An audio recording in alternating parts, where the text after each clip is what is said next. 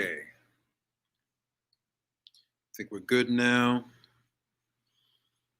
I feel much better. We are live in all the different spots.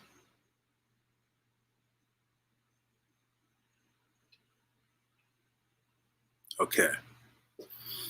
Yeah, exactly. I had to open up the door, get that fresh air. All right. Okay, so we understand that the blessing and the prayer still covers us as we transition into the new broadcast. So thank you again, everybody, for coming through. Oh gosh. All right. I just saw that this.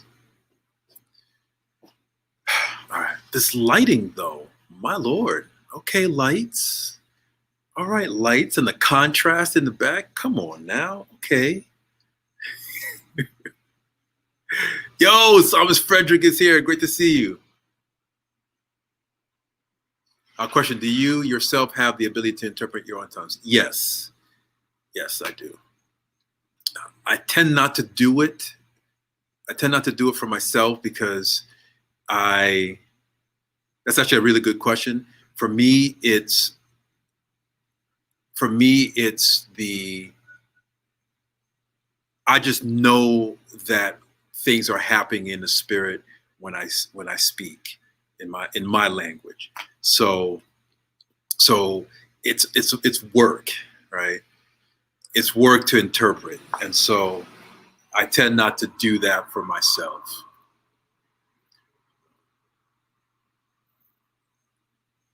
Yeah. Oh, okay. I see what you. Yeah, I've never been afraid of it. I mean, I'm not saying that you're afraid. I'm just saying, like, I've never been. If I want to know, I'll just take the time to interpret my own language, but I don't.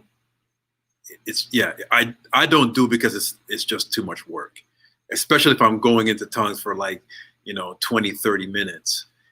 That's just too long. Okay, so yeah, so okay, yeah, exactly. All right, so where I left off was in the book of Daniel, and so we get the translation, and so we're going to have to fast forward this because it's already taking forever, and I want to get to the interpretation parts. And so with those words, right? Mene tekel, what was it? Tekel upharsin. When you look those words up, they say, right? They say those words are in Aramaic, right? That's what it says. The issue is when you look up Aramaic and look up those words, they're not there. Right? So you have to go a deeper dive into the words and the language itself. And so I couldn't. There's no place that actually has those words, right, as a clear definition to that language. And so what that then means, right? So here's where the theory starts to come in. What that then means is that that what was written by the spiritual hand was a I guess you could say a angel or angelic hand, right? So a godly spirit took the time out to write a language that was not something that was recognized on earth, right? Here's the other dynamic for not being recognized on earth. The other dynamic is that the king had all the nations of translators there with him. So because remember that this is the nation that took over and conquered pretty much everybody. So the king had access to all the languages. And so with somebody who has access to all the languages, none of the people could understand what was written. None of the people who understood all the known languages could understand what was written on the wall. And then it takes Daniel, who's already established as somebody who's close with God, right? Daniel is established as somebody who understands the Lord, and he has a strong connection to the Lord. He interprets dreams and he has visions and all of that. Right, exactly. Oh, that's can preach something else. Wait a second. A sea of linguists and nobody can understand the new thing. Oh my God, Dr. V. I mean, that's a release for the people who are intimidated by the professionals. Oh, wait a second. I didn't even see that one coming, Dr. V. Nicely done. That's a release for those of you who are intimidated by the professional. Those of you who are intimidated by the expert. My God in heaven. Dr. V just dropped a seed right there to remind us that when you are connected to the Lord, when you are connected to the Holy Spirit, and you operate under the guidance of the Holy Spirit, no expert will be able to have anything over you when it comes to understanding the spiritual things. When we're dealing with the spiritual things, the experts are turned into the foolish. And you, with your high school degree, right, now confound the foolish or confound the wise. You who are considered foolish now confound the wise, and the wise are now put into a position of foolishness. Okay, all right. Okay, so we have a bunch of experts that don't understand the language. We have Daniel, who is established as connected to God, and he looks at the words and he's able to translate and interpret them. Okay, so with that interpretation, here is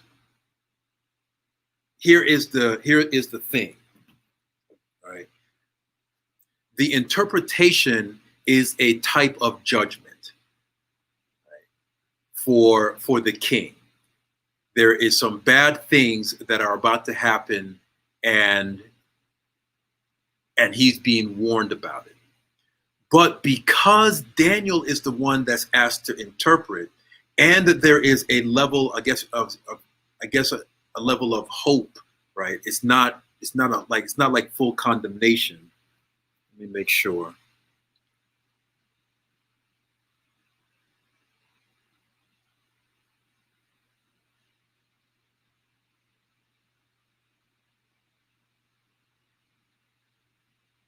Oh wait, my bad. My bad. Yes, it is full condemnation, because that night the king is slain, right? So at the end of that, in verse 30, in that night Belshazzar, the king of the Chaldeans, is slain. So and Belshazzar is, of course, representing the Babylon system, which is, I guess you could say, a representation of the demonic spirits. And so judgment and death, in essence, comes to that king. Daniel, a representative of God, interprets, and he's the only one that's able to do the interpretation. So what that leads us to, if it's not a language of earth, if it's a spiritual hand that draws the words, right? It leads us to believe that this is a heavenly language that is written. And if we look at those words again, it does sound nonsensical, especially in our modern ears. So there are, if you have a certain tone in your tongue talking, right? Saying something like this really fast. Mene mene tekel upsarin. You know, that's something that a tongue talker would say in the kind of sounds that they would make, right? So with those different clues,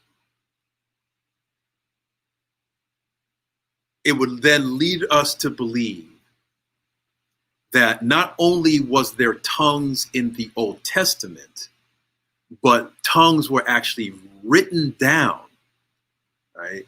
So the tongues were actually written down. I'm going to go ahead and close down the Facebook group. I'm sorry, this Facebook StreamYard, because since I had to move my chargers all the way over there, and I don't feel like disrupting the broadcast anymore.